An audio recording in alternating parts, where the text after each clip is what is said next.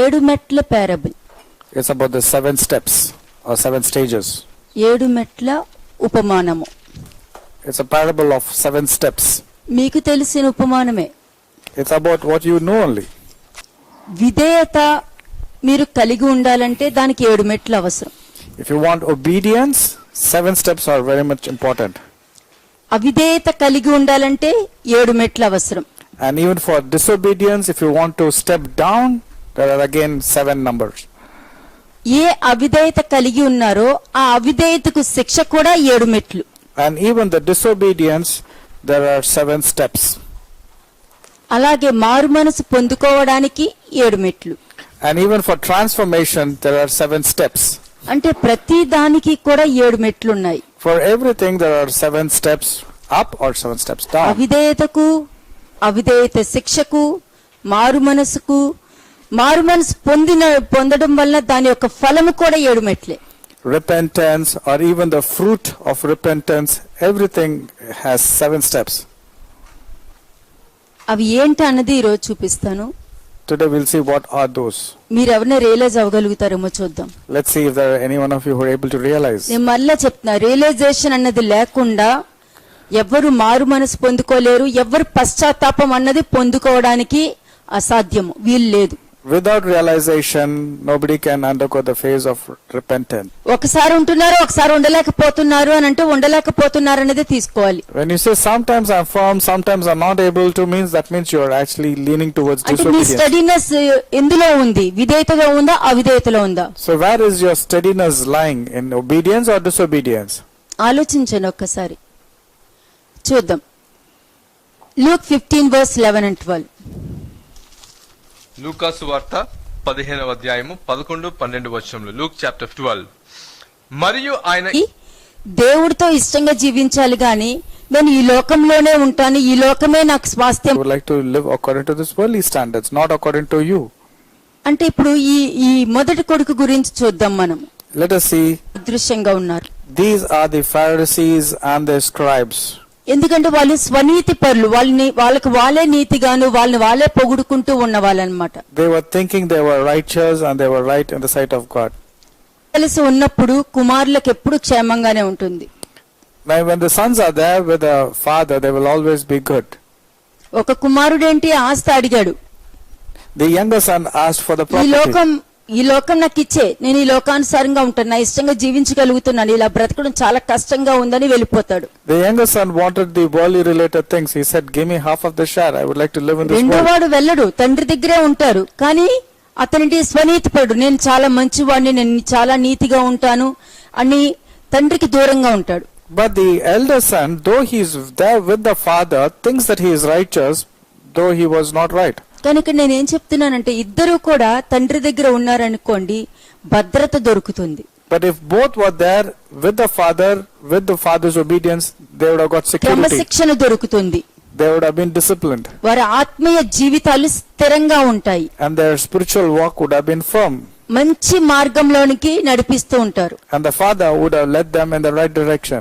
కానీ ఈ చిన్న కుమారుడి తండ్రి ప్రేమను విడిచిపెట్టి, ఆ క్రమశిక్షణను కూడా విడిచిపెట్టి అతను ఆస్తి పంపకం తీసుకుని నేను వెళ్ళిపోవాలి అని అనుకుంటాడు. Now the younger son wanted the world. That means he wanted the money to God and enjoy the world. There was no discipline and he wanted to go away. మళ్ళా చెప్తున్నాను, స్థిరత్వము అన్నది విధేయతలో ఉందా, అవిధేయతలో ఉందా? Now again I'm asking this question. Are you firm towards obedience or towards disobedience? దేవుని భయము అన్నది మీరు స్థిరంగా ఉందా, లేకపోతే మనుషుల భయం అన్నది స్థిరంగా ఉందా? Or the obedience or the fear, when it comes to the fear, is it towards the fear of man or is it towards fear of God? ఇతను వెళ్ళిపోవడానికి సిద్ధంగా ఉన్నాడు చిన్నోడు. Now the younger son wanted to leave his father and enjoy the world. ఎవరిని అడగలేదు. He didn't ask anybody. ఎవరిని అడగలేదు. తన సొంత డిసిషన్, అంటే ఒక మనిషి సొంత డిసిషన్ తీసుకుంటే ఎలా ఉంటుందంటే ఈ లోకానికి వెళ్ళిపోయేటట్టు ఉంటుంది. Now nobody asked. He didn't ask counsel from anybody. He was very sure. He was adamant that he wanted. Somebody wants their own decision, they'll be like this. తండ్రి నుండి వెళ్ళిపోవడానికి ఏమి ఇన్ఫ్లుయెన్స్ చేసింది ఇతన్ని? What was the reasons that the younger son took this decision to leave the father and go? చూడండి, Luke 15:13 ఒకసారి చూడండి. లూకాసు వార్త 15వ అధ్యాయము 13వ వచనం. Luke chapter 15 verse 13. కొన్ని దినములైన తరువాత ఆ చిన్న కుమారుడు సమస్తమును కూర్చుకొని దూరము దేశమునకు ప్రయాణమైపోయి అచ్చట తన ఆస్తిని దుర్వ్యాపారము వలన పాడు చేసెను. A few days later, this younger son packed all his belongings and moved to a distant land, and there he wasted all his money in wild living. ఇక్కడ ఏం కనబడుతుంది? What do you see in the younger son here? ఇతను దేవుడి చిత్తం అడిగాడా, తన చిత్తం అడిగాడా? Did he go in his own ways or did he ask his father's way? దేవునికి వ్యతిరేకంగా మనుషులు చేసే పాపాల్ని ఇక్కడ కనబడుతుంది. You see people contrary to what God instructions are given. దేవుడి that they చిత్తాన్ని belong to సరిగా the world. గ్రహించలేకపోవడం వల్ల ఇటువంటి పాపంలోకి వెళ్ళిపడే అవకాశం ఉంటుంది. It's because of the lack of understanding people are falling into various sins very ఒక lightly. సిచ్యుయేషన్ అన్నది వచ్చినప్పుడు ఎక్కువ మీరు దేనికి ఇన్ఫ్లుయెన్స్ అవుతున్నారు? When a situation arises in your life, whom are you నువ్వు influencing? దేవుడు What are you అంటున్నావు, doing? దేవుడికి ఇష్టంగా జీవిస్తున్నాను అని అంటున్నావు, దేవుడు తప్ప నాకు వేరే మార్గమే లేదు అని చెప్తున్నప్పుడు ఒక సిచ్యుయేషన్ వచ్చినప్పుడు నువ్వు ఎవరి మీద డిపెండ్ అవుతున్నావు? When a situation arises, though you say you claim God, you know the word of God, but where are you leaning towards? ఎందుకు ఇతను వెళ్ళిపోయాడు? Why did he leave? ఇప్పుడు మీకు ఒక్కొక్క పాయింట్ చెప్పాను. దేనికి వెళ్ళిపోయాడు అతను? I told తన you each సొంత స్వభావముతో దేవుడి మీద తిరుగుబాటు చేసి తన నిర్ణయం తీసుకొని తన పాపంలోకి వెళ్ళి పడ్డాడు. దేవుని అంటానికి సరిపోరు, దేవుని ప్రశ్న వేయడానికి సరిపోరు. It was he choosing his own ways. The lack of understanding was there. He was disobedient and he fell into his own sins. నువ్వు సమస్య వచ్చినప్పుడు నువ్వు దేవుడి మీద డిపెండ్ అవ్వలేదనుకో, సమస్య నేను ఓవర్టేక్ చేసుకుంటుంది. When you don't depend on God or you depend on the problems will overtake you. ఆ చిన్న కుమారుడు వెళ్ళిపోవడానికి మొట్టమొదటి మెట్టు వచ్చి స్వభావము, మానవ స్వభావము. The main thing for the younger son to go into disobedience is his own attitude, man's character. అతను సొంత స్వభావం అంటే ఒక మనిషిలాగా ఆలోచించి నాకు ఆస్తి ఇచ్చే వెళ్ళిపోతాను అని అన్నాడు. His own character, his own thought process telling that I want the half of the share of the property. మనిషి స్వభావము పాపపు స్వభావము అన్నది గుర్తుపెట్టుకోండి. Remember, man's attitude or man's character is nothing but a sinful in nature. ఇటువంటి పాపపు స్వభావము దేవుని నుండి వేరు చేస్తుంది. And this type of character or attitude leads away కుటుంబ from God. సంబంధాల్ని పాడు చేస్తుంది. It spoils a relationship ఎందుకంటే నీ సొంత స్వభావము, because it is your own I attitude, character. It is your own attitude, I attitude, selfish nature. selfish nature. అంటే స్వాతిశయం అంటే తన ఆస్తి కావాలని తనే ఉద్దేశించి అడిగి తీసుకుని వెళ్ళడం. తండ్రి ఇవ్వలేదు, ఇతను లాక్కున్నాడు. The younger son did not ask his father. In fact, he was demanding. He was very selfish and adamant, telling that he wants half of the share. అందులోనే ఉంది 13th verse లోనే 12th verse 13th verse మీరు రెండు club చేసి చూసారనుకో, తండ్రి ఆస్తిలో నాకు రావాల్సిన భాగము ఇమ్ము అని, అది నా ఆస్తి నా భాగము అని తండ్రి నుండి కుమారుణ్ణి వేరు చేయడానికి కారణమైంది. Now he was very adamant. He was selfish. He was very clearly saying, I want my share of your estate now, before you die. రక్త సంబంధికులు కూడా దూరం అయిపోతారు. Even your own blood relations will go away from you. అంటే ఇతను తన సొంత స్వభావముతో అంటే మనిషిలాగా ఆలోచించి తన సెల్ఫిష్ నేచర్ తో నా ఇష్టంగా జీవిస్తాను, ఈ లోకము నాకు ఇచ్చేసే నేను వెళ్ళిపోతాను, నేను మారలేను, నేను ఈ మార్గంలో నడవలేను, కాబట్టి నా ఇష్టంగా వెళ్ళిపోయి నేను బాగా నిలబడి నేను మంచిగా పైకి ఎదిగేటట్టు నేను నీకు చూపిస్తానని ఒక సవాల్ ఇసిరి వెళ్తున్నాడు. It's a selfish nature telling that I want to live into this world. Give me the half of the share and I will prove to you that I will be successful and come to you. He's Number throwing 3. a challenge over there. స్వచిత్తము. It's his own will. It's like doing his own will, own will.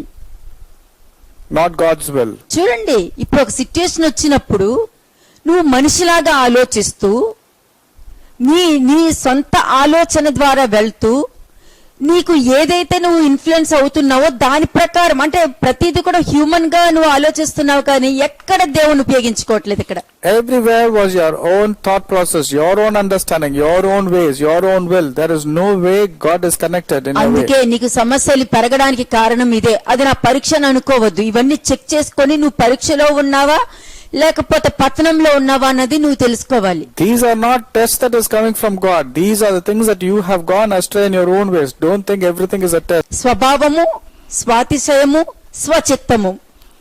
Your character, your selfish nature and your own will.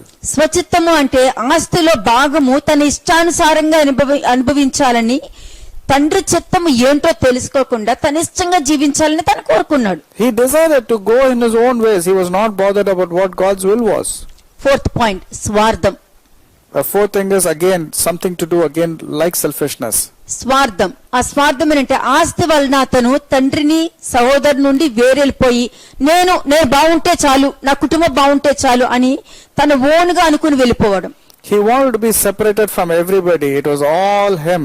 ఎక్కడ చూసినా నువ్వే కనపడుతున్నావు, అక్కడ దేవుడు కనిపించట్లా. Nowhere God is seen in this four characteristics. It's all about you. 5వ point, శరీరేచ్ఛ. It's all the lust of the flesh. ఈ శరీరేచ్ఛ ఏంటి? తండ్రికి అందరికీ దూరం అవుతే, తండ్రికి అందరికీ దూరం అయిపోతే తన ఇష్టం వచ్చినట్లు బ్రతకవచ్చు. Now when a man goes away from God, he can live according to the ways of his flesh. అంటే 30th verse చూసారనుకోండి, అందులో వ్యభిచారం కూడా చేసినట్టు ఉంటుంది. In the 30th verse, if you see, it's all about going to prostitutes also, squandering the money. అంటే తిని తాగి సుఖించి ఆస్తి అంతా పోగొట్టుకున్నాడు. That means by drinking, he lost all his money according to the worldly ways and lust. అంటే ఒకరికి సమాధానం ఇవ్వక్కర్లేదు, ఒకరి జవాబు ఇవ్వక్కర్లేదు. నేను నా జీవితం నా ఇష్టం. Because it's all about him. It's his life and his own will. Nobody was there to question him. తండ్రి చిత్తము లేకుండా నీ చిత్తముతో నువ్వు ఏమి పొందుకోలేవన్నది నీకు తెలియట్లేదు. You're not realizing that without God's will and permission, you cannot achieve or accomplish anything in your life. ఒకవేళ నువ్వు పొందుకున్నది నీకు నిలవదు. Even if you achieve, it will not be stable. It will go away from you. 6th point, సమకూర్చుకొనుట. It's to gather.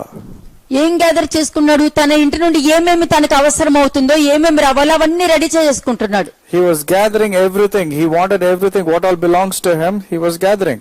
దేవునికి ఇష్టంగా ఉండటం వారికి చాలా కష్టంగా ఉంటుంది. It is very difficult for these type of people to live according to ఏం God's ways. సమకూర్చుకుంటున్నాడు? What was he gathering for himself? తన మార్గాన్ని సమకూర్చుకుంటున్నాడు. He was gathering his own things తన for his Gita own way. గీసుకుని ఇదే నా జీవితం, నేను ఇక్కడే ఉంటాను, నాకు ఎవ్వరు అవసరం లేదు అనుకుని ఒక గీత గీసుకుంటున్నాడు. He encircled his life telling that this is my life and this is what I like to be, and he is not bothered about others. ఏమండి, ఈ లోకపరంగా ఒక సామెత ఉంది చెప్పనా? You know, there is a proverb according to the world. ఒక మనిషి చనిపోతే కూడా మోసుకెళ్ళడానికి 4 కావాలి అని అనేవారు. They say even if a man dies, you need 4 people to carry his body. ఇది నాకు ఎవ్వరు వద్దన్నప్పుడు ఎవరుంటారు క్యారీ చేసుకుని వెళ్ళడానికి? When a man doesn't want anybody in his life, who will be there to carry him? ఒక మనిషిని ఈ ఆలోచనలోనికి నడిపించేది ఈ స్వార్థం అండి. ఐ యాటిట్యూడ్ అన్నది దేవుడి నుండి దూరం చేస్తుంది. ఐ అని కాదు, ఉయ్ అని మీరు అనుకోండి. ఉయ్ అంటే నువ్వు, తండ్రి, కుమార, పరిశుద్ధాత్మ. I attitude will always separate you from God, but it should always be we attitude, which is Father, Son, and the Holy Spirit. ఎందుకంటే ఉయ్ అనంటే అనేక మందిని దేవుడు నీ కోసం పంపిస్తారు. అనేక మంది జనాంగాన్ని పంపించి నీ కొరకు నిన్ను నిలబెట్టడానికి, నిన్ను కాపాడడానికి, నిన్ను రక్షించడానికి అనేక మంది జనాంగాన్ని దేవుడు పంపిస్తారు నీ దగ్గరికి. When you have a we type of attitude, God will send so many people to bless you and to protect you. దేవుడి చిత్తానుసారంగా తప్పక ప్రతి వాళ్ళు నడవాలి, అదొక్కటే mandatory. The most important thing which is mandatory is every person should walk in God's ways and God's will. కానీ వీలేంటి, సమకూర్చుకుని వెళ్ళేటప్పుడు ఏమనుకుంటారు, నాకు దేవుడు అంటే ఇష్టము కానీ నేను ఇలాగే ఉంటాను. They have gathered their own thoughts and own ways and own understanding and say that this is where I want to be. They are not bothered about God's ways. నేను ఇలాగా ఉంటాను, ఎవరికి తెలియని అవసరం లేదు, ఎవరికి సమాధానం చెప్పని అవసరం లేదు, నాకు దేవుడు అంటే చాలా ఇష్టం. But they claim that they want God. They claim that they are doing good and in the right direction. ఈ రకం యాటిట్యూడ్, ఈ రకం బిహేవియర్ వలన దేవుని తృణీకరిస్తున్నారని, అంటే వారి ప్రవర్తనను బట్టి, వారి స్వభావాన్ని బట్టి దేవుని తృణీకరిస్తున్నారని అతను రియలైజ్ అవ్వలేదు. But they are not able to realize that they are actually forsaking God. దీనివల్ల ఏమవుతుంది? What happens? శరీరంగా, మానసికంగా, ఆధ్యాత్మిక సామర్థ్యాలను కోల్పోతాడు. But they lose all the things pertaining to the world, the spiritual status also they lose everything. అంటే ఈ మనిషి లోకానుసారంగా తన ఇష్టంగా జీవించడానికి డిసిషన్ తీసుకొని దేవుడి దగ్గర వెళ్ళి ఆయనకి అతను అడగట్లేదు, ఇన్ఫర్మేషన్ ఇచ్చుకుని తన కన్ఫర్మ్ చేసుకుని వెళ్తున్నాడు. Now here, like this person was not going and giving information. He was only telling, look, I have taken a decision and this is what I want. He was not asking for నేను counsel. ఉండలేను, నేను ఈ మార్గంలో ఉండలేను, నేను నడవలేను అనుకుంటూ తన స్వభావాన్ని చూపించుకుని తన స్వాతిశయముతో, తన స్వచిత్తముతో, స్వార్థముతో, శరీరముతో సమస్తాన్ని సమకూర్చుకొని అన్ని రెడీ చేసేసుకొని స్వతంత్రంగా ఉండటానికి రెడీ అయిపోతాడు. 7వ మెట్టు వచ్చి స్వాతంత్ర్యము. The seventh thing is freedom. But when this person decides to have his own character, a self-related attitude, a own will he wanted to follow, he was totally selfish. He wanted to have the lust of the flesh and the lust of the eyes, and then he was gathering himself for all these things, but thinking that he was right, but he was going to his own freedom. 7 మెట్లు ఆ కుమారుడు వెళ్లిపోవడానికి కారణము. These are the 7 reasons why the younger son had to leave his father. కాబట్టి తండ్రి చిత్తము ఏంటి అని అడగలేదు, తన చిత్తాన్ని చెప్పుకొని వెళ్లిపోవడానికి ఇన్ని కారణాలు ఉన్నాయి. అంటే ప్రతి దాంట్లోనూ తన స్వభావము, తన పోలిక చొప్పున, తన ఆలోచన చొప్పున, తన శరీరం చొప్పున, తన అనుకున్నది అనుకున్నట్టుగా తన ఇష్టంగా జీవించాలని అనుకుని ఆస్తి తీసుకుని, అంటే ఈ లోకాన్ని నాకు ఇచ్చే. He was just not worried about what the father was concerned about or his counsel. He wanted the world. He took a decision because of his own character, his own selfish attitude. He wanted to go away from the father. ఈ లోకాన్ని ఇచ్చే, నా ఆస్తి భాగం ఇచ్చే అంటే దానికి అర్థం తెలుసా? నన్ను వదిలే, నేను ఇలాగే జీవిస్తాను, నన్ను వదిలే అని అర్థం. When somebody says, I want a share, I want to go in my own ways, means that person is saying, leave me alone, I want to be all cut off from you, all of you. ఈ లోకపరంగా అయిన ఆస్తి పాస్తులైన ఏదైనా అనుకోండి, మీరు ఎలాగ ఆలోచిస్తున్నారు? Let it be it's not only related to family disputes or property. It can be anything. What is your thinking? దేవుడు చాలా ముఖ్యమండి. God above all is the most important person in our ఎన్నో life. మెడిసిన్స్ అనేది ready చేయగలుగుతారు. ఏ రోగానికి healing అయినా medicines ready చేయగలుగుతారు. Many scientists can discover or invent new medicines for different sicknesses and diseases. కానీ ఒక మనిషి మంచి ప్రవర్తన కలిగి వెళ్లే మెడిసిన్ ఎవరు తయారు చేయలేరు, అది దేవుడు ఒక్కరే చేయగలుగుతారు. But when it comes to a right attitude and right way of living, there is no medicines. It can come only from God. ఇంకెక్కడ దొరకదు అది. You cannot find it anywhere. నువ్వు ఎలా ప్రవర్తించాలి, ఎలా ఓవర్కమ్ చేయాలి, ఎలా జీవించాలన్నది ఒక్క దేవుడికి మాత్రం ఒక్కరే నేర్పించగలుగుతారు. ఇంకా ఏ మనిషి నేర్పించలేరు. Only God can teach us how to live and how to walk in the right way. No medicines can teach. తండ్రి నుండి దూరం అయిపోయి వెళ్ళిపోవడం అంటే, తండ్రి నుండి దూరం వెళ్ళిపోయిన తర్వాత అతని పతనానికి 7 మెట్లు కారణమైంది. These are the reasons why he had to face various difficulties because of the 7 steps. చూద్దాం. లూక్ 15:14-16. లూకాసు వార్త 15వ అధ్యాయము 14 నుంచి 16 వచనములు. Luke chapter 15:14-16. అదంతయు ఖర్చు చేసిన తరువాత ఆ దేశమందు గొప్ప కరువు రాగా వాడు ఇబ్బంది పడి సాగి వెళ్లి ఆ దేశస్థులో ఒకని చెంత చేరెను. అతడు పందులను మేపుటకు తన పొలములోనికి వానిని పంపెను. వాడు పందులు తిను పొట్టుతో తన కడుపును నింపుకొని ఆశపడెను గాని ఎవడనూ వానికి ఏమీ ఇయ్యలేదు. లోకంలోకి వెళితే ఫస్ట్ స్టెప్ పతనమే, కరువు.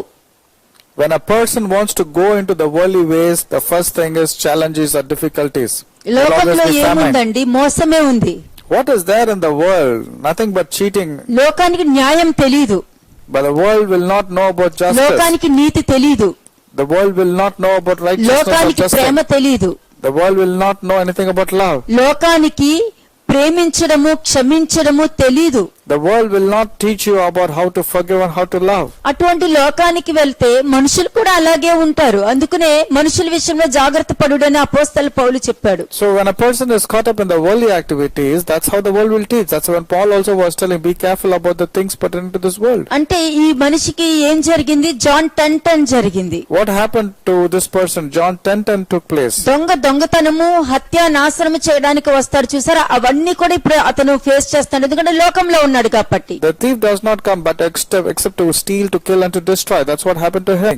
దేవునిలో ప్రేమ చూడకుండా ఈ లోకంలో ఉన్న శ్రమలలో స్థిరంగా ఉంటున్నావు గానీ దేవుని ప్రేమలో స్థిరంగా ఉండలేకపోతున్నావు. You have not been firm with God's love, but you are firm in your own ways and own thoughts, caught up in the world. లోకంలో ఉన్న ఆస్తి కోసము మీరు స్థిరంగా ఉంటున్నారు గానీ దేవుడిచ్చే ఆస్తి కోసము స్థిరంగా ఉండలేకపోతున్నారు. You are very firm when it comes to the worldly related activities or worldly related properties, but you are not willing to be firm with God's related inheritance and దేవుడి blessings. చెయ్యి తక్కువైపోయింది అనుకుంటున్నారా? You are thinking that God's hand has been ఆయన shortened. చేయలేరు అనుకుంటున్నారా? Are you thinking that God is not 6 able? లక్షల మందికి మాంసం పెట్టలేదా?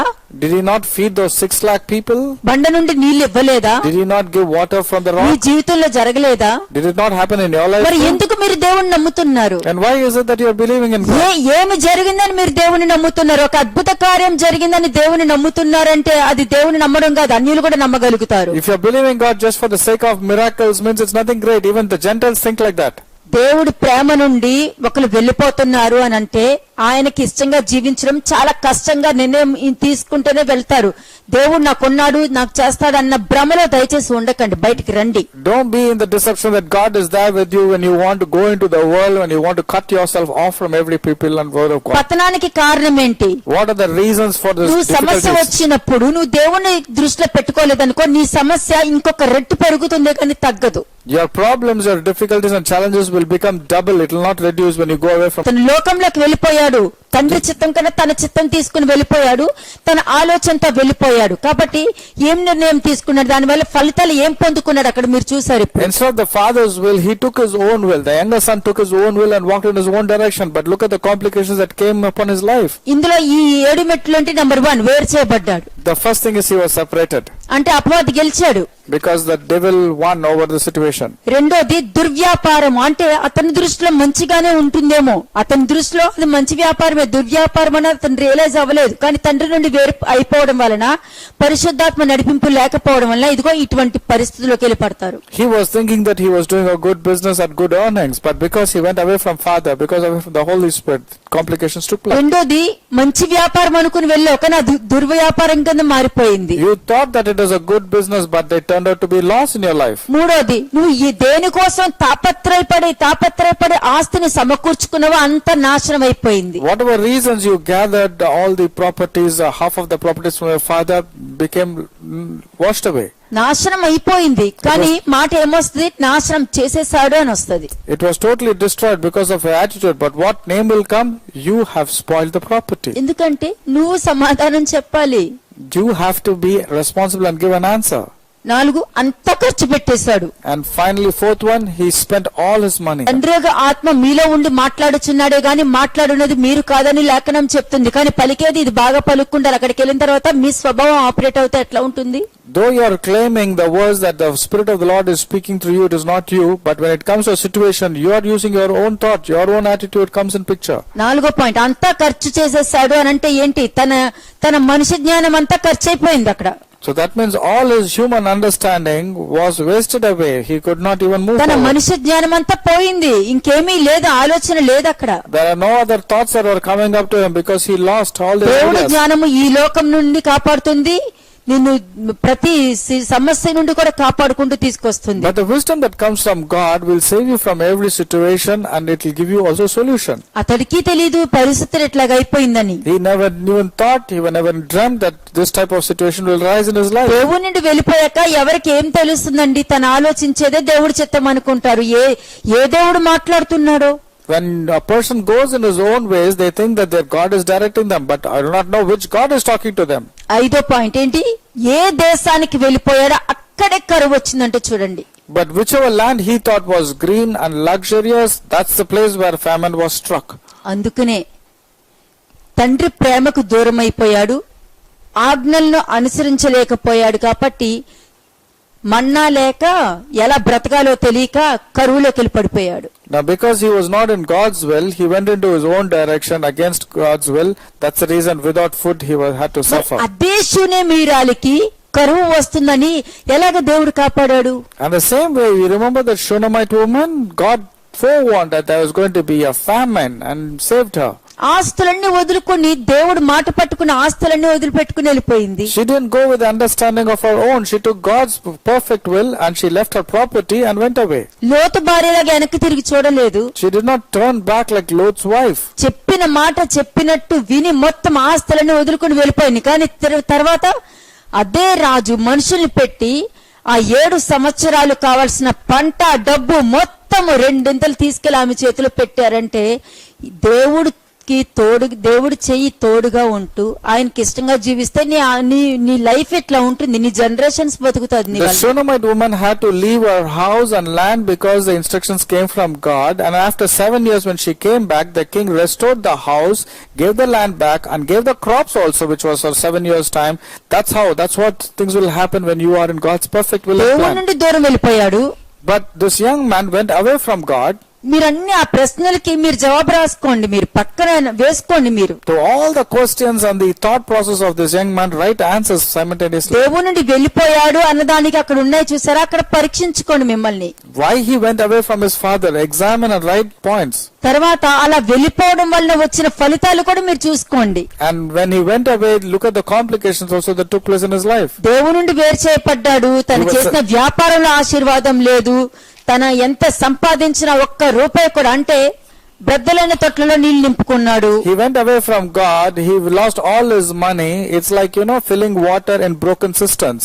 ఆస్తి అంతా పోగొట్టుకున్నాడు, ఎందుకంటే ఈ లోకం ఎప్పుడు బ్రతకనివ్వదండి మనుషుల్ని. He lost all his money because the world will not allow that person to survive. కరువు వచ్చేసింది, ఎక్కడ ఉన్నాడో ఎక్కడికి వెళ్ళాడో అక్కడే కరువు వచ్చింది. And wherever he thought is going to be a wonderful place to stay and have business, that's the place where అలాగే famine was struck. ఇశ్రాయేలు జనాంగం కూడా ఇర్మియా ప్రవక్త దగ్గరికి వచ్చి, నేను ఐగుప్తుకు వెళ్ళిపోవాలనుకుంటున్నాను, దేవుడు చిత్తం ఏంటో తెలుసుకో, ఆయన ఏం చెప్తే అదే నేను చేస్తాను, దేవుడే మాకు సాక్షిగా ఉండును గాక అని పలికిన మాటలు గుర్తుపెట్టుకోండి. The guerrilla leaders of Israel came to Jeremiah in 42th chapter and asked that we want to go back to Egypt, find out from God what is God's will. ఇది ఇప్పుడు నేను చెప్పిన ఇజ్రాయెల్ జనాంగంది, ఇది మీ జీవితంలో మర్చిపోకూడదు. Never ever forget about these Israelites who came to Jeremiah asking for God's will. జెర్మయా యథార్థంగా దేవుడిని అడిగితే దేవుడు కూడా అది యథార్థంగానే ప్రేమతోనే చెప్పారు. వాళ్ళ కుయుక్తులు దేవుడికి తెలీదా? And Jeremiah sincerely, diligently was seeking God, but doesn't God know the cunning attitude of the Israelites? కానీ మనుషులు ఏమంటారు, మనం ఇలా డిసిషన్ తీసుకున్నాం, ఇతను ఏం చెప్తాడో చూద్దాము అని అనుకుంటారు. Now these people, because of the cunning attitude, they have taken a decision and wanting to see what Jeremiah would say. అంటే వాళ్ళు డిసిషన్ తీసుకుని దేవుడి చిత్తం అడుగుతారు. They took their own decision and they want to find out from the prophet or from God what ఆ is God's ప్రవక్త will. యథార్థంగా దేవుడిని అడిగినప్పుడు దేవుడు ఏమంటారు, ఐగుప్తుకి వెళ్ళొద్దు, వాళ్ళని ఇక్కడే ఉండమని, ఇక్కడ నేను వాళ్ళని కాపాడుతాను అని చెప్తారు. And when Jeremiah prays to God, God will give an answer telling them, let them not go away from this land, let them stay here and I will bless them. అంటే వాళ్ళు తీసుకున్న డిసిషన్ కి తగ్గట్టు అక్కడ answer రాలేదు కాబట్టి ఇతను దేవుని ప్రవక్త కాదు అనేస్తారు. But when the reply was not favorable to the leaders, they said this prophet is not a correct prophet, he's a false prophet. అలాగే జరిగింది ఇక్కడ కూడా. That's what happened here కానీ too. వాళ్ళు ఐగుప్తుకు వెళ్ళినా కూడా దేనికి వాళ్ళు భయపడ్డారో, వాళ్ళు ఏ స్థలంలో ఉన్నారో ఆ స్థలానికి శత్రువులు వచ్చి వాళ్ళని నాశనం చేస్తారన్న భయంతోనే వాళ్ళు ఐగుప్తుకి వెళ్ళిపోవాలనుకున్నారు. Now these leaders wanted to go back to Egypt thinking that it is a prosperous land, but wherever they went, there was again calamity which struck them. దేవుడు చెప్పాక కూడా వినకుండా ఇది అబద్ధం అని చెప్పి వెళ్ళిపోయారు. వెళ్ళిన వెంటనే అక్కడ ఏం జరిగింది, ఇక్కడుంటే జరగకుండా ఉండేది, కానీ వాళ్ళు ఏం ఉద్దేశించారు, ఇక్కడ ఉంటే మనకు ప్రమాదం ఉంది, అక్కడికి వెళ్తే ఉండదని ఐగుప్తుకి వెళ్ళిపోయారు. ఆ ప్రమాదం అక్కడికే వచ్చి చేరింది. Now these people thought that there is no protection in the existing land. If they go back to Egypt, they will get protection. But wherever they thought they would be getting protection, that's where it struck them very badly. ఇప్పుడు గుర్తుపెట్టుకోండి, human mind మనుషుల్ని దేవుడి దగ్గరికి నడిపించలేదు, ఎందుకంటే ఇష్టం ఉండదు. Human mind లోనే ego ఉంటది. Remember this always. Human mind cannot accomplish God's perfect will and plan because human mind is totally contrary to the spiritual mind. 6th point ఏంటి, ఇబ్బంది పడ్డాడు. He lost all his money. He went in his own way, and finally, what happened? He was experiencing a famine.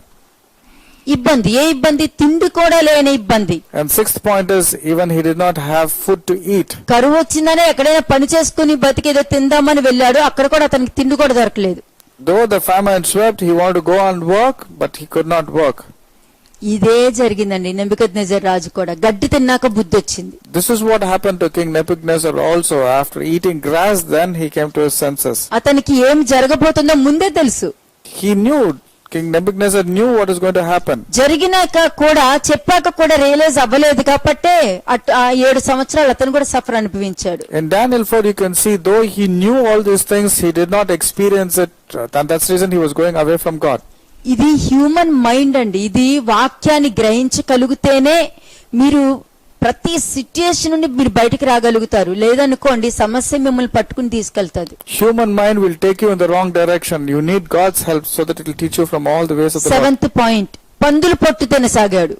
And 7th point is he was eating the food that was given to the meant for the pigs. అంటే ఆ పందుల పొట్టు కూడా మనుషులు అతనికి ఇవ్వడానికి మనుషులు కూడా లేకుండా పోయారు. There was no man to help him, and finally he was looking into the food that was meant for the pigs. 16th verse చూడండి. Verse 16. 16వ వచనము. వాడు పందుల తిను పొట్టుతో తన కడుపు నింపుకొని ఆశపడెను గాని ఎవడను వానికి ఏమీ ఇవ్వలేదు. ఎవ్వరు ఏమి ఇవ్వలేదు. ఈ లోకంలో ఉన్నప్పుడు ఎవరు సహాయం చేయలేరండి. నీ శత్రువులు నీకు సహాయం చేయలేరు, నీ మిత్రులు నీకు సహాయం చేయలేరు, నీ బంధుమిత్రులు కూడా నీకు సహాయం చేయలేరు. In verse 16, he was willing to eat even the pig's food because no one gave him anything. So when you're going away from God's will and plan, your enemies, your friends, nobody will come to your rescue. అంటే పందులు తినే పొట్టు కూడా అతనికి దొరకలేదంటే ఒక్కసారి ఆలోచించిన పరిస్థితి ఎట్లా ఉంది. Imagine nobody was willing to help him also. Even the food that was meant for the pigs also nobody gave him. ఆత్మీయంగా కూడా చెప్తున్నా, సరైన ఆహారము పెట్టలేదనుకోండి వాళ్ళు కరువులో ఉన్నారనే అర్థము.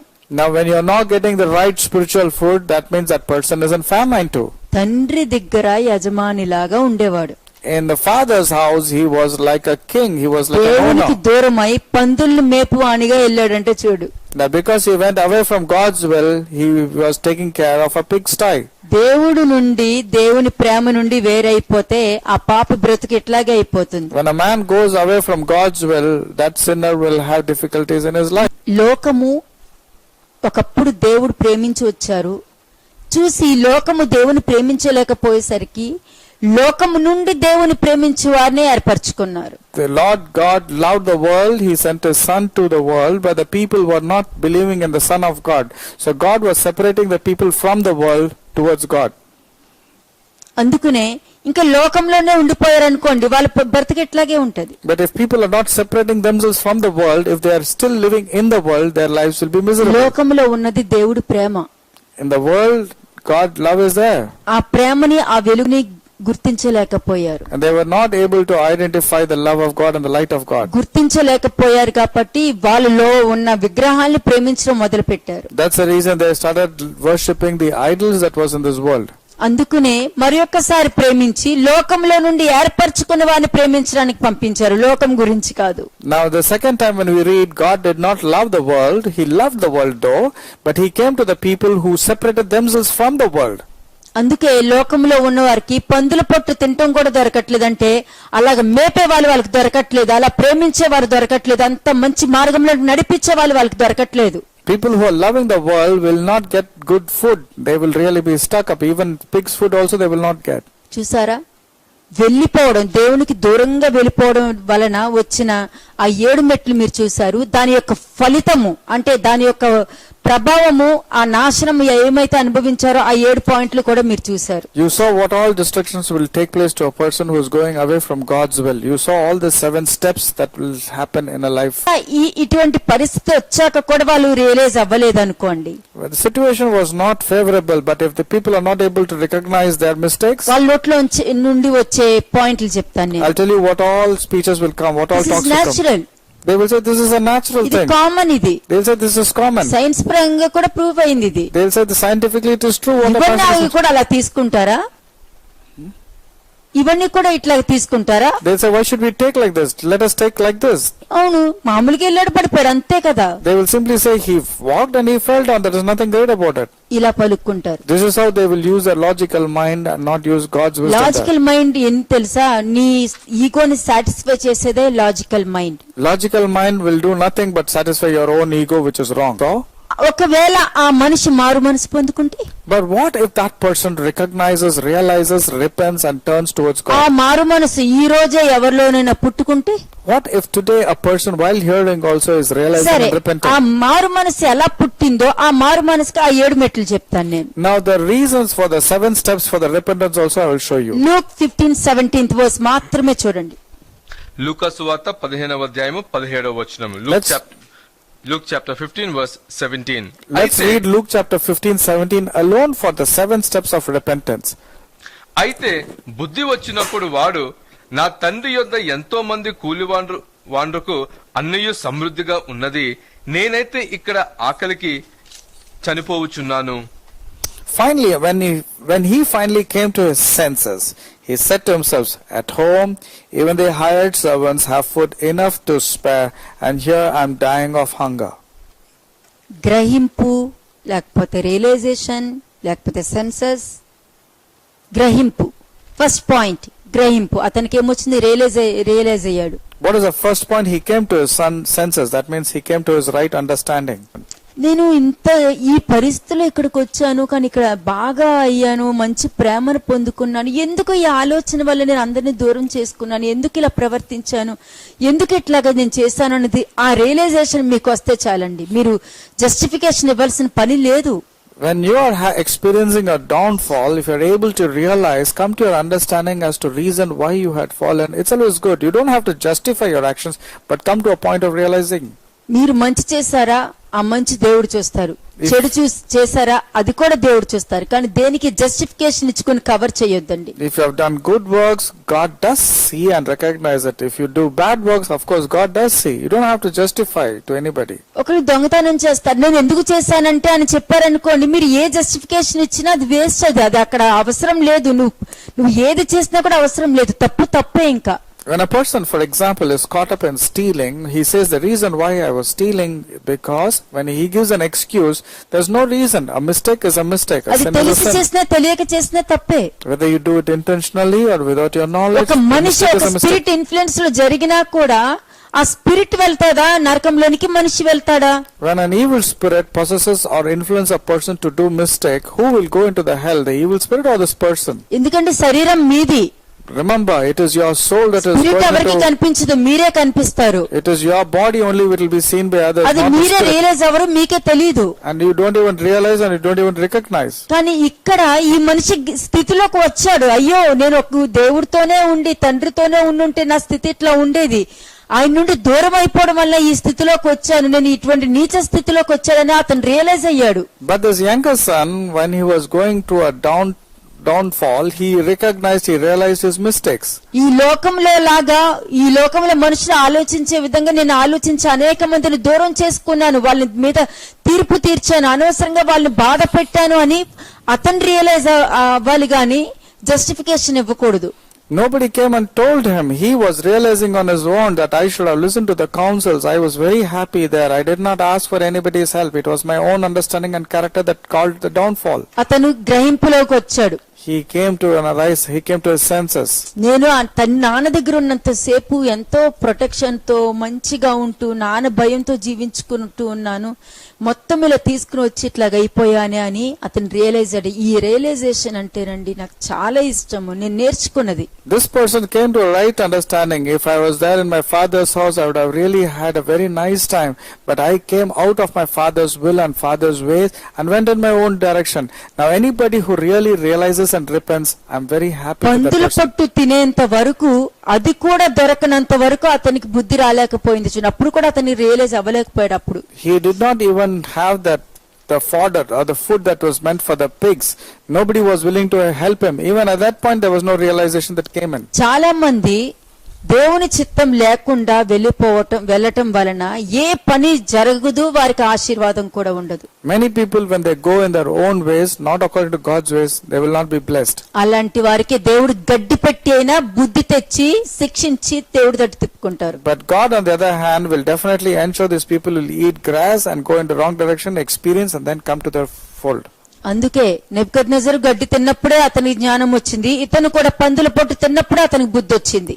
Now, the moment Nebuchadnezzar also started eating grass like a cow, then he knew that he came to his senses. నువ్వు ఏమనుకున్నా జరగట్లేదనంటే, నీలో సమాధానం లేదంటే, సంతోషం లేదంటే నువ్వు రియలైజ్ అవ్వాలే గాని ఇది నేను ఊహేమో, నేను ఎట్లా అనుకుంటున్నానేమో అనుకున్నావంటే నువ్వు నీలో రియలైజేషన్ లేదు. ఇంకా అదే మనిషి స్వభావము నిన్ను టేకప్ చేసుకుంటుంది, ఓవర్టేక్ చేసుకుంటుంది. Now, when you are not able to realize your mistake, but if you think that, oh, this is just a part of my life, this is how my life is set up, if you think like that, there is no use. You have to come to a point of ఇవన్నీ realization. గుర్తు తెచ్చుకొని first అతను గ్రహించాడు, అయ్యో ఒకప్పుడు అట్లా ఉండేవాడిని, నేను ఈ తప్పులు చేయడం వల్ల ఇటువంటి దుస్థితికి వచ్చి పడ్డాను అని గ్రహించాడు, రియలైజ్ అయ్యాడు. But this person realized that it was his own mistakes and lack of understanding has led to his downfall. అలాగా నిశ్చయించుకున్న తర్వాత, రియలైజ్ అయిన తర్వాత పశ్చాత్తాపం పొందుకున్నాడు. The moment he realized, he started repenting. తండ్రి ప్రేమ నుండి వేరై తాను చేసిన పొరపాటును పాపపు జీవిత స్థితిని గ్రహించి పశ్చాత్తపడ్డాడు. He realized that it was his own mistakes and blunders that has led him astray. తండ్రితో ఉంటేనే క్షేమమని గుర్తించి మారు మనసుతో దేవునికి ఇష్టంగా జీవించాలని నిర్ణయం తీసుకున్నాడు. He took a decision that to follow God's will and Father's will is the only way that he can gain his status back. First And the he repented. Realization, రెండోది పశ్చాత్తాపం, The first thing is realization and then is repentance. మూడోది పశ్చాత్తాపం తర్వాతనే అతను మరలా విశ్వాసాన్ని పొందుకున్నాడు. And the moment he repented, he got back his faith. దేవుని మీదనే విశ్వాసం పెట్టుకున్నాడు. దేవుని వాక్యం మీదనే అతనికి విశ్వాసం పెట్టుకుని దేవుని తట్టు తిరగడం జరిగింది. He had faith only in God and the word of God. తీర్మానం తీసుకున్నాడు. He took a firm decision. ఏమని తీసుకున్నాడు? What did he decide? నేను లేచి తండ్రి వద్దకు వెళ్ళిపోతాను, The నేను first- దేవుడి దగ్గరికి వెళ్ళిపోతాను, నేను దేవుని వాక్యం తట్టు తిరుగుతానని తీర్మానం తీసుకున్నాడు. So the moment this person took a firm decision, he put that faith into action. That means he was not just deciding, he was putting it into action. He 18th said verse. he has to get up and go back to his father's house. 18వ వచనం verse 18. నేను లేచి నా తండ్రి యొద్దకు వెళ్లి, తండ్రి, నేను పరలోకమునకు విరోధముగాను నీ ఎదుటన పాపము చేసి తిని. Verse 18, I will go home to my father and say, Father, I have sinned against both heaven and you. ఇక్కడ ఏమేమి కనిపిస్తుంది? ఇక్కడ ఫోర్త్ పాయింట్ ఏమని తీర్మానం తీసుకున్నాడు? నేను లేచి దేవుడి తట్టుకే తిరుగుతాను, నేను అక్కడికే వెళ్ళిపోతాను, నేను అక్కడే బతకగలుగుతాను, అక్కడే నాకు ప్రేమ దొరుకుతుందని నిర్ణయం తీసుకుని తీర్మానం తీసుకుని బయలుదేరాడు. He took a firm decision that he had sinned against the father and he moved towards the father's house. దేవుని దగ్గర దేవుడి సన్నిధిలో ఒప్పుకున్నాడు. 5వ పాయింట్ ఒప్పుకున్నాడు. The fifth point is he accepted his mistakes. పరలోకము చూసారా, తండ్రి నేను పరలోకమునకు విరోధంగా నీ ఎదుట పాపం చేశాను అంటే తండ్రికి విరోధంగా నీకు పాపం చేశానని ఒప్పుకున్నాడు. చూడండి, He accepted his mistakes, telling, Father, I have sinned against both heaven and you. చూసారా, ఇది పశ్చాత్తాపం అంటే మారు మనసు పొందుకున్నాడు అని అంటే ఫస్ట్ రియలైజ్ అవ్వాలి, పశ్చాత్తాపం పొందాలి, విశ్వాసం పొందుకోవాలి, తీర్మానించుకోవాలి, ఒప్పుకోవాలి, తర్వాత తగ్గింపు గుణం కలిగి ఉండాలి. Now, after coming to the right understanding, a person should repent, have faith, take a firm decision, and then he has to accept his sins. 19th verse చూడండి. 19వ వచనము. ఇక మీదట నీ కుమారుడని అనిపించుకొనుటకు యోగ్యుడిని కాను, నన్ను నీ కూలివారిలో ఒకనిగా పెట్టుకొనమని అతనితో చెప్పుదా అనుకొని లేచి తండ్రి యొద్దకు వచ్చెను. Verse 19, and I no longer worthy of being called your son. Please take me on as a hired servant. వెంటనే తగ్గించుకున్నాడు. He humbled himself. 6th 6వ మెట్టు వచ్చి తగ్గించుకున్నాడు. And the sixth point is he humbled himself. నన్ను పనోడుగా పెట్టుకో, నువ్వు నన్ను కొడుకుగా వద్దు, పనోడుగా పెట్టుకొని He తగ్గించుకున్నాడు. says, I don't deserve to be your son, called as a son, but please hire me as a servant. 7th మెట్టు 7th పాయింట్ లేచి తండ్రి వద్దకు వచ్చాడు. And the seventh point is he returned home to his father. మారు మనసు పొంది వెంటనే ఉన్న పాటలు లేచి తండ్రి దగ్గరకు వచ్చాడు. The moment he repented, he moved, he put his faith into action. వెంటనే. That means immediately. ఇప్పుడు దీనికి మీకు సమయం కావాలి దేవుడి తట్టు తిరగడానికి. But for these type of things, do you want to take time? వెంటనే డిసిషన్ తీసుకుంటారు. క్విక్ డిసిషన్ ఉంటుంది, క్విక్ రియాక్షన్ ఉంటుంది కదా, మరి ఎందుకు దేవుడి తట్టు తిరగడానికి ఎందుకు సమయం తీసుకోవాలి? When you react to a situation, will it not be rapid and quick and impulsive? Why is it when it comes to turning towards God, you are delaying? అపోస్తలుల పేతురు ఎప్పుడూ కూడా సమయం తీసుకోలేదు. వెంటనే తట్టు తిరిగాడు కాబట్టి గొప్పగా వాడబడ్డాడు. Apostle Peter did not delay in his decision. He immediately acted upon it. నేను మార్చుకున్నాక వస్తానన్న వాళ్ళని నేను నమ్మను. I will not believe in people who will say, I will transform and then నేను I'll come. నేర్చుకుని వచ్చాక నేను వస్తానన్న వాళ్ళని నేను నమ్మను. I will never believe people telling I will change and then I'll come to నాకు the fold. సమయం కావాలి అన్న వాళ్ళని నేను నమ్మను. I will never believe when they say I need time to change. నేను నమ్మను.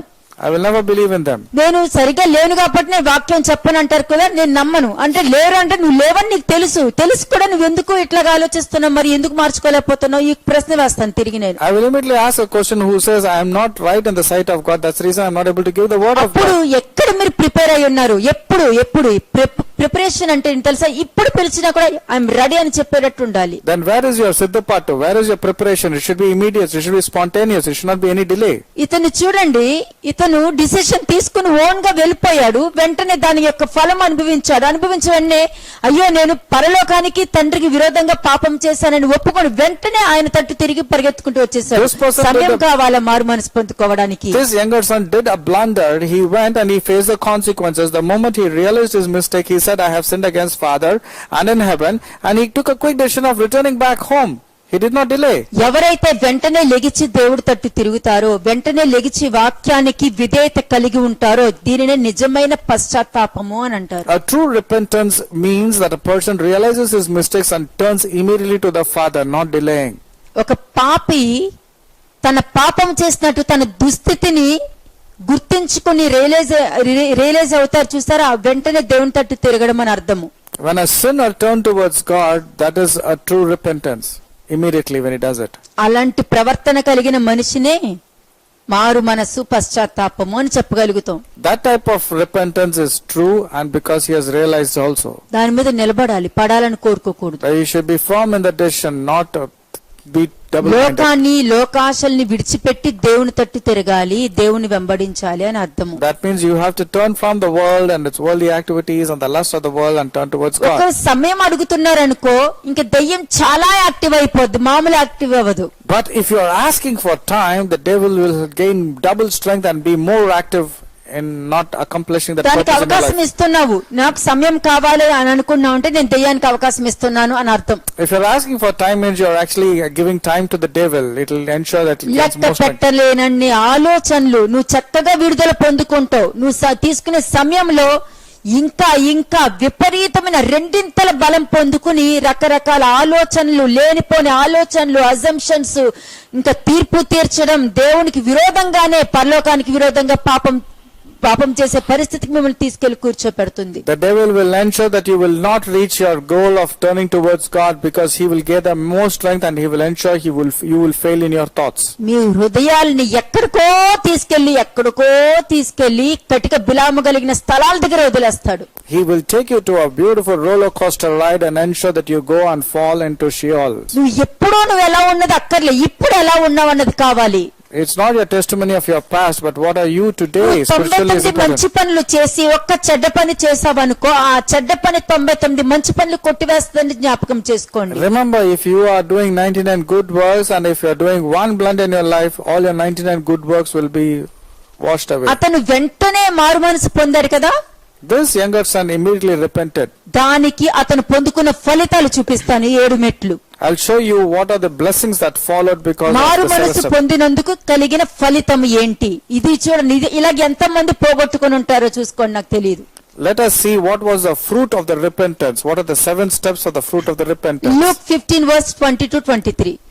లూకా సువార్త 15వ అధ్యాయం 20 నుంచి 23 వచనములు. Luke chapter 15 versus 20-23.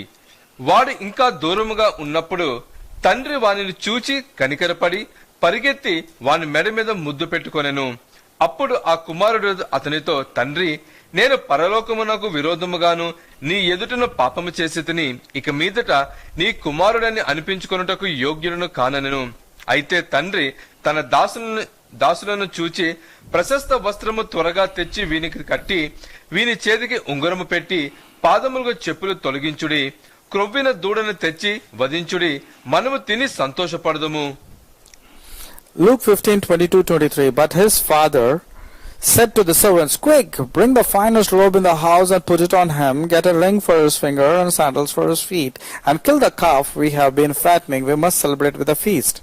అతను త్వరగా తిరిగాడు కదా, అందుకని త్వరగా ప్రశస్తమైన వస్త్రాలు ఎందుకు వేశాడు? సాతానికి అవకాశం ఇవ్వకూడదు. The moment the son's decision was quick and rapid, father's reaction also was very quick and rapid, because he didn't want to give a footstool to the devil.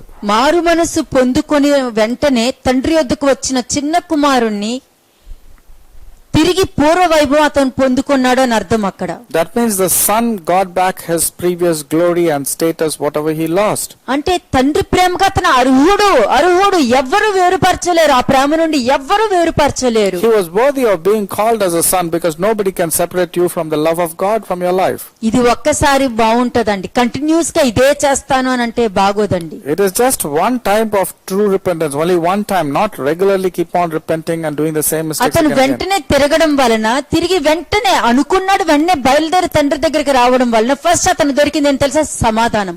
The first and the foremost thing that this person, younger son, got when he repented and turned towards the father was peace. అతను నిజమైన మారు మనసు పొందుకున్నాడు కాబట్టి తండ్రి చూసిన వెంటనే తండ్రికి కోపం రాలేదు.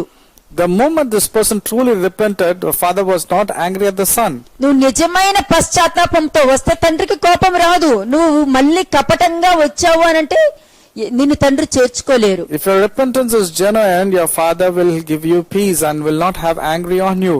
But if you come with the wrong intention, సౌలు మొట్టమొదటిసారి తప్పు చేశాడు. Saul immediately, King Saul did a mistake బలి initially. ఇచ్చే దాంట్లో తప్పు చేశాడు. He did a blunder when it comes to a sacrifice.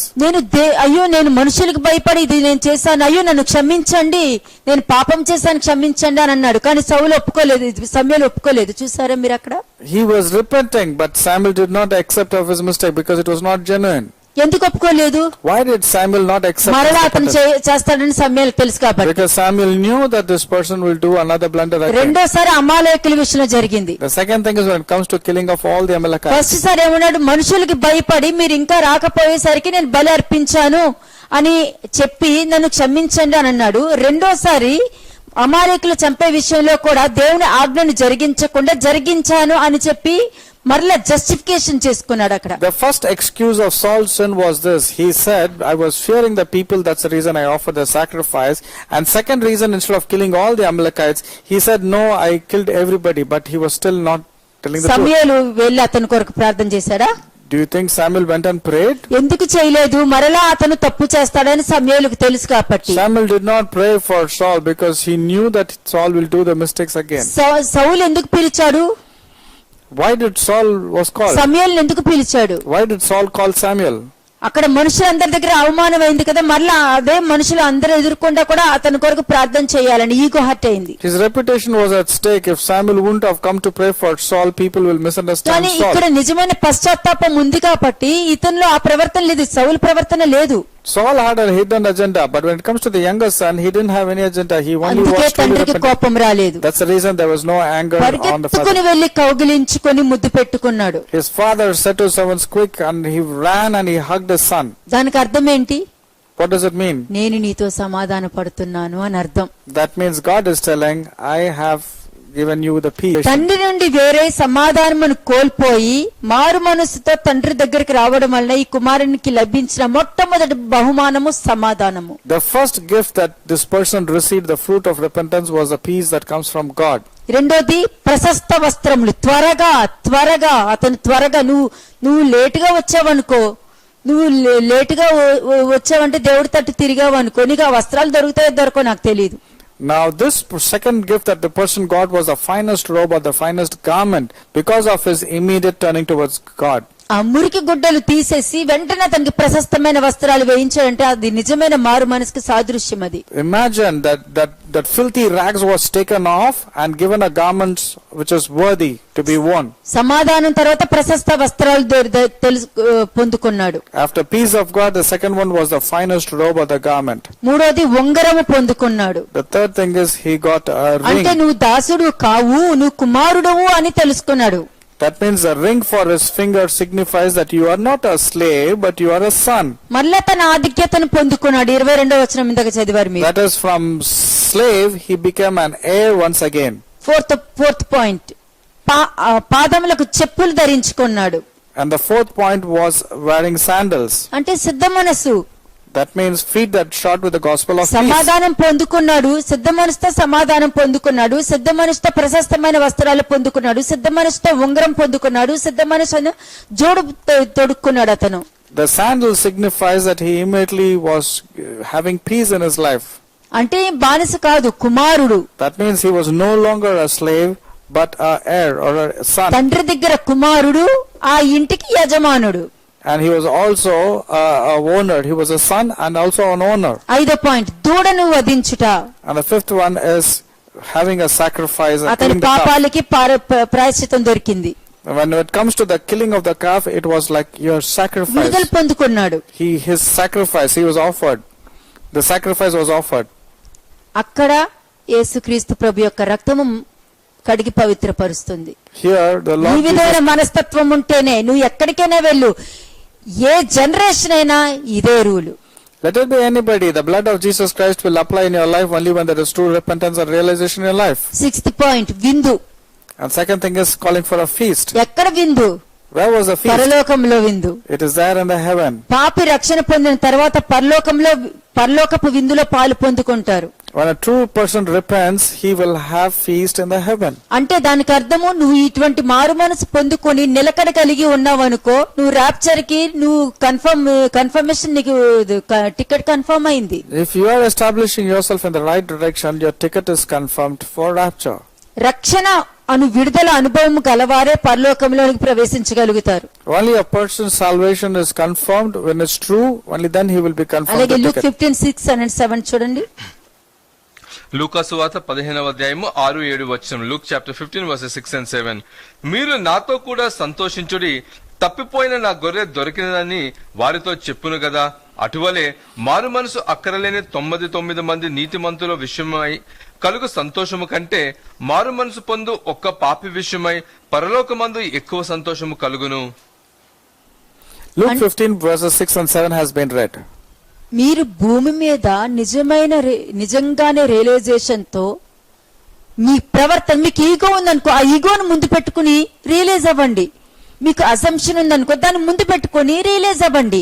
మీరు సిచ్యుయేషన్ ని ఓవర్కమ్ చేయలేకపోతుంది అనుకో, దాన్ని ముందు పెట్టుకుని నువ్వు రియలైజ్ అవ్వు. If you have assumptions, if you have ego, if you are not able to overcome your situation, keep that in front of you and realize that this is the problem of my life. And then repent. నువ్వు నిజంగా పాపం చేసావు అనుకో, నేను పాపం చేశానని realise అవ్వు. If you have committed a blunder or a sin, realize and accept that mistakes of yours. ఒకవేళ నీకు తెలియకుండా పాపముతో దురాత్మ ద్వారా నువ్వు ప్రేరేపితుడు అయ్యావనుకో, నేను ఇలాగ ప్రేరేపించబడ్డానని రియలైజ్ అవ్వు. But if you have been provoked and enticed by an evil spirit, recognize it, realize and repent. కానీ ఎక్కడ జస్టిఫికేషన్ లేదు, చూసారా? But there is no scope for any justification. అక్కడ ప్రతిదీను రియలైజేషన్ ఉంది, పశ్చాత్తాపం ఉంది, తీర్మానించుకోవడం ఉంది, నిర్ణయం తీసుకోవడం ఉంది, దేవుడి తట్టు తిరగడం ఉంది, తండ్రి దగ్గరికి పరిగెత్తుకుంటూ వెళ్ళడం చూసారు మీరు. Here you see the younger son, he realized, he repented, he had faith, he took a firm decision, he accepted his mistakes and turned towards the father. చివరికి 7th పాయింట్ ఏంటి? సంతోషము, 7వ మెట్టు. And the 7th point is joy. పరలోకంలో సంతోషము. There is joy in heaven. మారు మనసుతో బ్రతుకుతున్నారని సంతోషము. There is a joy because every sinner is repenting and turning towards God. Luke 15:10. Luke 15 verse 10. లూకాసు వార్త 15వ అధ్యాయము 10వ వచనము. అటువలే మారు మనసు పొందు ఒక పాపి విషయమై దేవుని దూతల ఎదుట సంతోషము కలుగునని మీతో చెప్పుచున్నానెను. In the same way, there is joy in the presence of angels, God's angels, when even one sinner repents. చూసారా ఆ సంతోషం ఎక్కడ దొరుకుతుంది? Where do you get this joy? మీరు ఇక్కడ పాపం చేశారంటే పరలోకంలో తండ్రి దగ్గర పాపం చేస్తూ కుమారునికి కూడా పాపం చేసినట్లు లెక్క. Now the sin is accountable the way you do it, whether it's to the father or to the son. అందుకనే అన్నాడు, నేను పరలోకానికి నీకు విరోధంగా పాపం చేశానన్నాడు. చూసారా? That's the reason this younger son was telling, I have sinned against heaven and I have sinned against the father. తండ్రికి సమీపముగా ఉంటూ తప్పిపోయిన పెద్ద కుమారుడు. Now this elder son was very close to the father but still was away from the father's ఈ will. పెద్ద కుమారుడు ఎప్పుడు తండ్రితోనే ఉంటాడు. Though this elder son was there with the father, తండ్రి పనులు చూస్తూనే ఉంటాడు. he was doing only God's work. కానీ తప్పిపోయాడు. But he lost his way. Bible చదువుతాడు, ఉపవాసం చేస్తాడు, మోకాలు ప్రార్థన చేస్తాడు, అన్ని చేస్తాడు, మరి ఎందుకు తప్పిపోయాడు? He reads the Bible, he does fasting, he goes to church regularly, but how come he lost his way? శరీర రీతిగా తండ్రి దగ్గర ఉన్నాడు, ఆత్మీయంగా దూరంగా ఉన్నాడు. Physically he was there with the father, but spiritually he was far away. దీనికి కూడా 7 మెట్లున్నాయి. There are 7 steps for this also. Luke 15:25 చూడండి. Luke 15 verse 25. లూకాసు వార్త 15వ అధ్యాయము 25వ వచనము. అప్పుడు అతని పెద్ద కుమారుడు పొలములో ఉండెను. వాడు పొలము నుండి వచ్చుచు ఇంటి దగ్గరకు రాగా వాద్యములను నాట్యమును జరుగుట విని, Meanwhile the older son was in the fields working. When he returned home, he heard music and dancing in the house, and he asked one of the servants what was going on. 26 చదవండి. 26వ వచనము. దాసులలో ఒకని పిలిచి ఇవి ఏమిటని అడుగగా ఆ దాసుడు అతనితో, నీ తమ్ముడు వచ్చియున్నాడు, అతడు తన యొద్దకు సురక్షితముగా వచ్చినందున నీ తండ్రి క్రొవ్విన దూడను వధించిననెను. In English, 28th verse. అయితే అతడు కోపపడి లోపలికి వెళ్ళకపోయెను గనుక అతని తండ్రి వెలుపలకు వచ్చి లోపలికి రమ్మని బతిమాలుకొనెను. అంటే Luke 15:25 to 28 verses ఇప్పుడు మీరు చదివారు. we just now read Luke chapter 15 verses 25 to 28. తమ్ముడు పాపములో చెడిపోయి తిరిగి వస్తే అతను చూసి సహించలేకపోయాడు. The younger brother was sinning. He went away, taking half of the share of the property. When he అలా came back, ఎంతమంది ఉన్నారు? this older brother was not in a position to bear. How many ఒక people మనిషి are not? బాధపడి వెళ్ళిపోయాడు, తిరిగి వచ్చాడు, మరి ఆ మనిషిని అలా రిసీవ్ చేసుకోవాలి. The person repented. He turned. He committed a sin. He repented. He came to the Father. How many people are not able to receive this person? అలా ఎన్నిసార్లు అని అనుకుంటారు. You might immediately ask the question: How many times this person has? ఎన్నిసార్లు వచ్చినా నువ్వు ఎలా receive చేసుకుంటున్నావు? Let it be any number of times, but how are you receiving is ఈ important. తమ్ముడు పాపంలో చెడిపోయి తిరిగి వస్తే అతను చూసి సహించలేకపోయాడు. ఇది ఇప్పుడు వీళ్ళెవరు? ఆత్మీయంగా దూరంగా ఉండి శరీరంగా దగ్గర ఉన్న వాళ్ళు. These are the people who are not able to bear when this person was forgiven by the Father, so they were still jealous and envious. ఈ ఫస్ట్ స్టెప్ కోపము. Now they were not able to come to the point of understanding, and the first అందుకనే step is తనకి సహించలేకపోయాడు కాబట్టి కోపం వచ్చింది. he was not able to bear. That's the reason he got angry. ఈ కోపం రావడం వలన తమ్ముడిని receive చేసుకోలేకపోయాడు. Because of the anger in his heart, he was not able to accept the sinner or the younger brother who came back. అలాగా సహించలేకపోవడం ఇలాగా ప్రతివి కూడా పాపంలోనికి పడవేయబడతదని మర్చిపోయాడు. అతను వాక్యం మర్చిపోయాడు. వాక్యం గుర్తుకు రాలేదు. సిట్యుయేషన్ చూసాడు, తమ్ముని చూశాడు. He soon forgot the word of God because he saw the situation of his younger brother returning, and therefore he was not happy. సహోదరుని బాగు క్షేమము కోరుకోలేదు. He was not willing to see the good things happening to his brother. ఒక మనిషి మీ దగ్గరికి మారు మనసు పొందుకుని వచ్చినప్పుడు వెంటనే రిసీవ్ చేసుకుంటారా? వెంటనే ఎవరైనా ఆ మనిషిని ఈ మార్పు వచ్చిందంటే ఈ మనిషి ఆ తప్పు చేశారు కదా, అప్పుడు ఈ మనిషి ఈ తప్పు చేశారు కదా, ఒకప్పుడు ఈ మనిషి అంటే ఈ మనిషి చేసిన తప్పులైతే అన్ని తీసుకొచ్చి ముందు పెడతారు. When a person goes on sinning again and again and repents, you are able to remember all the faults of the person. He did this, he did this, he did that. ఆ మనిషి యొక్క పశ్చాత్తాపం చెప్తుంటే ఆ పశ్చాత్తాపాన్ని receive చేసుకోరు కానీ ఆ మనిషి చేసిన తప్పులు గుర్తు తెచ్చుకుంటారు. When people are telling that this person has truly repented, they are not identifying that repentance part. They are only finding the faults of the ఆ మారు person. మనసు గురించి విన్నప్పుడు అమ్మయ్యా మారు మనసు పొందుకున్నా నాకు చాలా సంతోషంగా ఉందని ఒక్క మాట ఇలా పలకడం కన్నా ఇది పక్కన పెట్టి ఎన్ని తప్పులు చేశాడు, ఎంత మిమ్మల్ని బాధ పెట్టాడు, మిమ్మల్ని ఎంత చేశాడు, ఇలా మాట్లాడతారు. Instead of identifying this person as repentant and said, oh, this person has repented, that's wonderful. But you are thinking, why did this person sin again and again? He did these mistakes in the past. He did this against you. ఇప్పుడు మారు మనసు ఎవరు పొందుకోలేదండి. Now, who has not actually repented in this case? ఈ కోపము మనుషుల్ని ఎలా తీసుకెళ్తాను అంతే, ఇంకా నన్ను వదిలేండి, నేను ఇలాగే ఉంటా, ఈ వేలోకి నడిపిస్తుంది. Anger will lead you into the wrong direction. They also want to be separated. అవసరం లేదు, నా ప్రేయర్ నేను చేసుకుంటా, నేను బానే ఉన్నాను, నాకు దేవుడు ఉన్నాడు, నా ఇష్టంగా నేను ఉంటాను, ఈ విధంగా వెళ్ళిపోతారు. కానీ ఈ వే ఆఫ్ బిహేవియర్ ఈ శరీరంతోనూ స్వభావంతోనూ వస్తుందని రియలైజ్ అవ్వరు వాళ్ళు. They'll get so angry that they will even be upset with the father. They will say, leave me alone, I'm not interested, I'm clear in what I'm thinking. ఎందుకంటే సమస్య వచ్చినప్పుడు, కోపం వచ్చినప్పుడు, situation వచ్చినప్పుడు మీ ప్రవర్తన చూడండి ఏ విధంగా ఉంటుంది. When a situation arises, when you're getting angry, when things are not moving favorable, consider your conduct and your సమస్య behavior. వచ్చినప్పుడే ఆ సమస్య విషయంలో మీరు రియలైజ్ అవ్వాలి. When a situation arises, when challenges comes, that's when your realization is ఆ very important. Realisation లేదనుకోండి అపవాది ఎక్కడికో తీసుకెళ్లి వదిలేస్తాడు. If you're not realizing at that particular point, the devil will really give you deception. మళ్ళీ మీకు తెలుసు నువ్వు కరెక్ట్ గా మాట్లాడలేదని నీకు తెలుసు, నీకు కోపం వచ్చిందని నీకు తెలుసు, నీ ఇష్టంగా ప్రవర్తిస్తున్నావని నీకు తెలుసు, నేనంతా కరెక్ట్ గా ఉన్నానని అది కూడా అనుకుంటావు, నీకు అన్ని నీకే తెలుసు, సమస్తము తెలుసు, అన్ని నీ లోపల ఉంటాయి, నీకు మాత్రమే తెలుసు, నీ మనిషికి మాత్రమే తెలుసు. At the same time, simultaneously, you know that you have not righteously judged and you're not performed rightly. You know all the sins that you're doing also. You have been knowing everything. అతడు చేసిన రెండో తప్పు తెలుసా? You know what is the second mistake he did? 28వ వచనంలో తండ్రి లోపలికి రమ్మని పిలిస్తే అతను రాలేదు. His father came out and begged him, but he wouldn't budge in.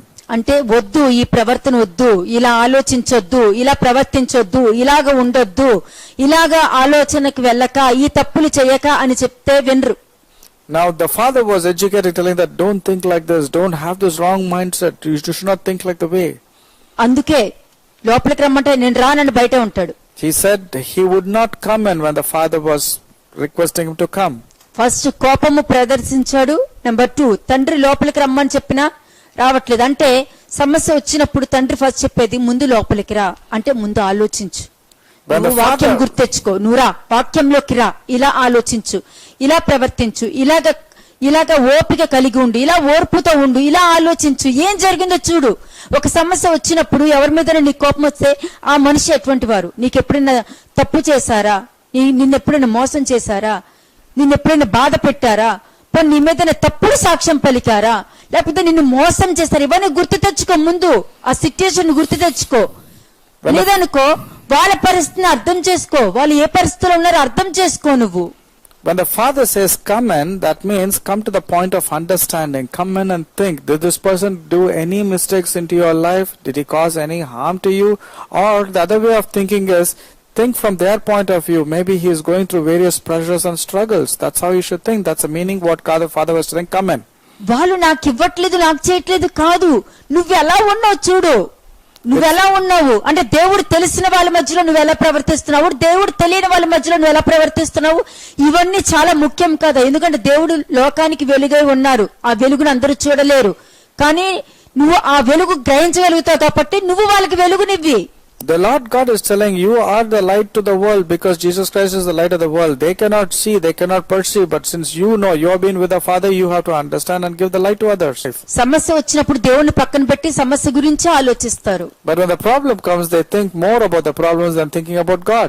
అలాగే ఉంటది. That's how the situation would be. నువ్వు నిలబడి ఉండాలి, నువ్వు నిలకడగా ఉండాలి, But you should be awake and you should be alert and you should be firm. నువ్వు ఆత్మీయంగా మెలుకుని ఉండాలి, You should be spiritually awake. ఆత్మీయంగా వినగలగాలి, You should have the ears to hear అప్పుడే అన్ని spiritually. చూడగలుగుతావు. Then you will able to see and perceive everything. మూడో పని స్వంత క్రియ. The third thing is works. అంటే అంటే ఈ స్వంత క్రియ ఏంటంటే తానే నీతిమంతుడు, నాకు అన్ని తెలుసు, నేను మంచిగా ఉన్నాను కాబట్టి తండ్రి దగ్గర ఉన్నాను, ఈ మైండ్ సెట్ అన్నమాట.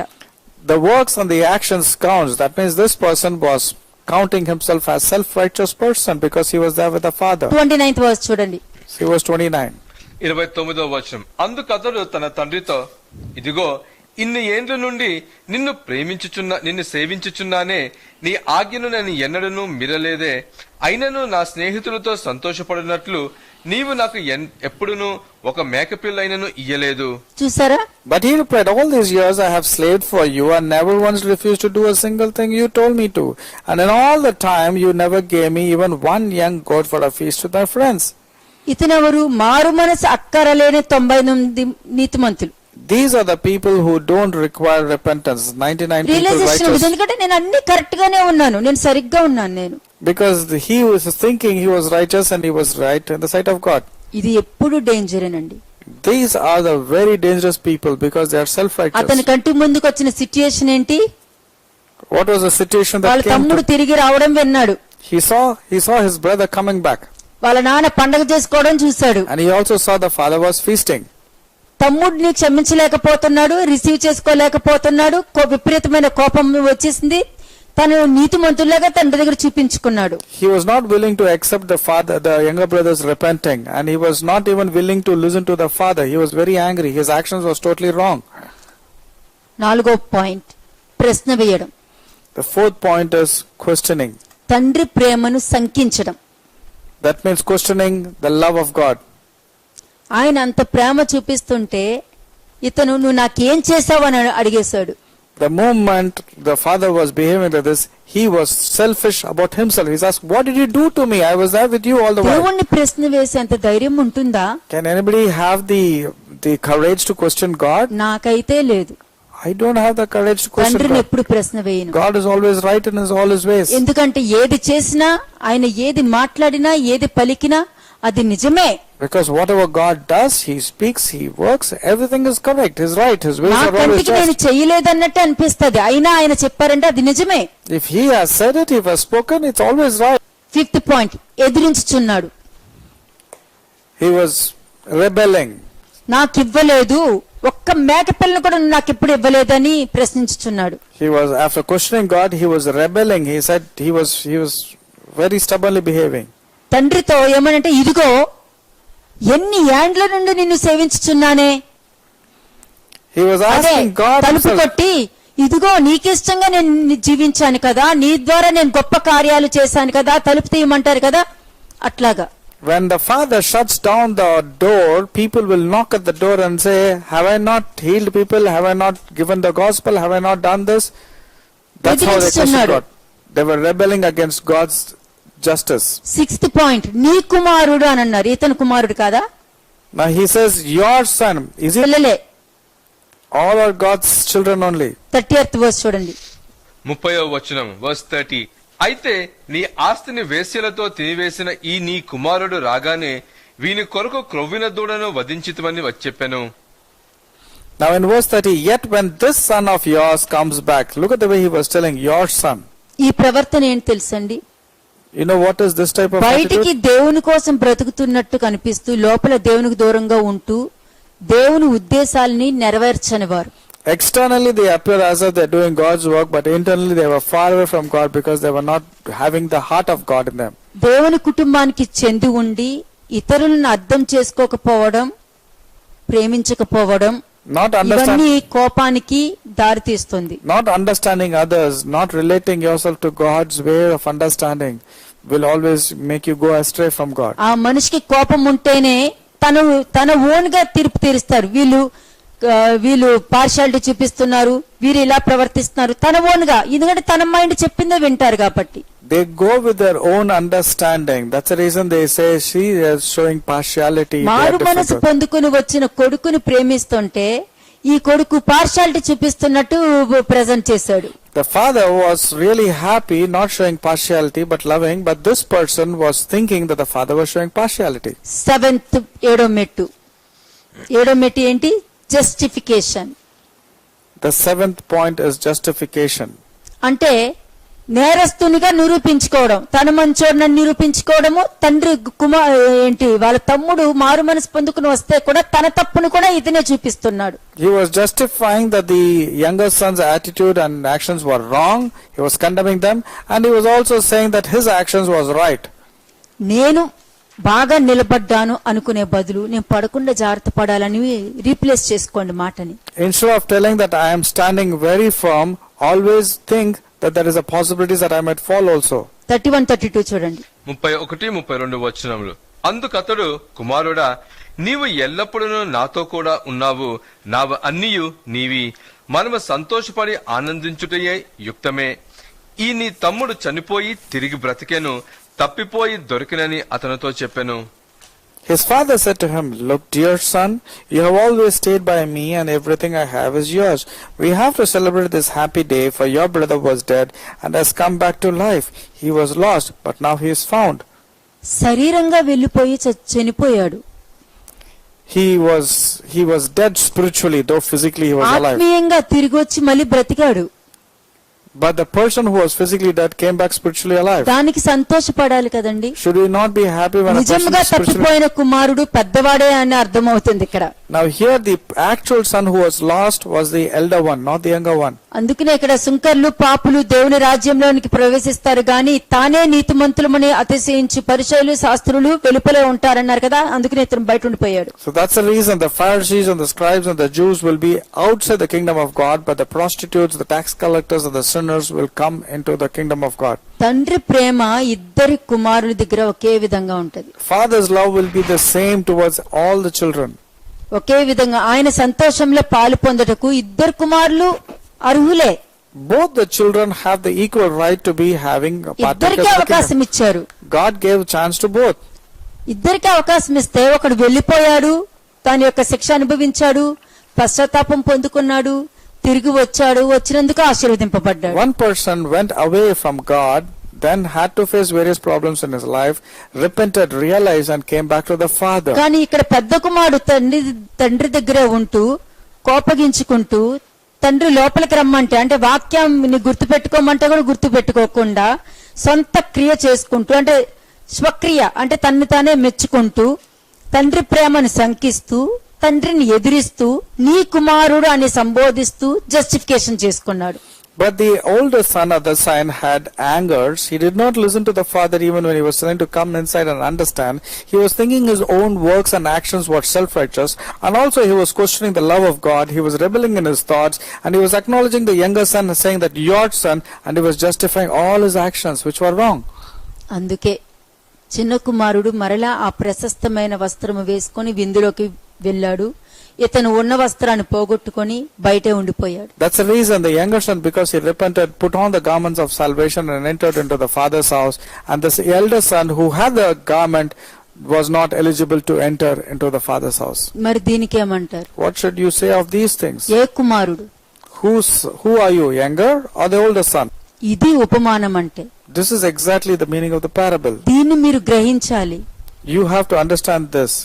దీన్ని గ్రహించి మారు మనసు పొందుకోవాలి. మీ శరీరము ఎక్కడ మీ సొంత శరీరం చెప్పే మాట మీరు వింటున్నారా, తండ్రికి అవకాశం ఇస్తున్నారా లేదా అన్నది మిమ్మల్ని మీరు పరీక్షించుకోండి. Are you giving your own thoughts a prominence, or you are willing to follow the word of God and God's instruction in your life?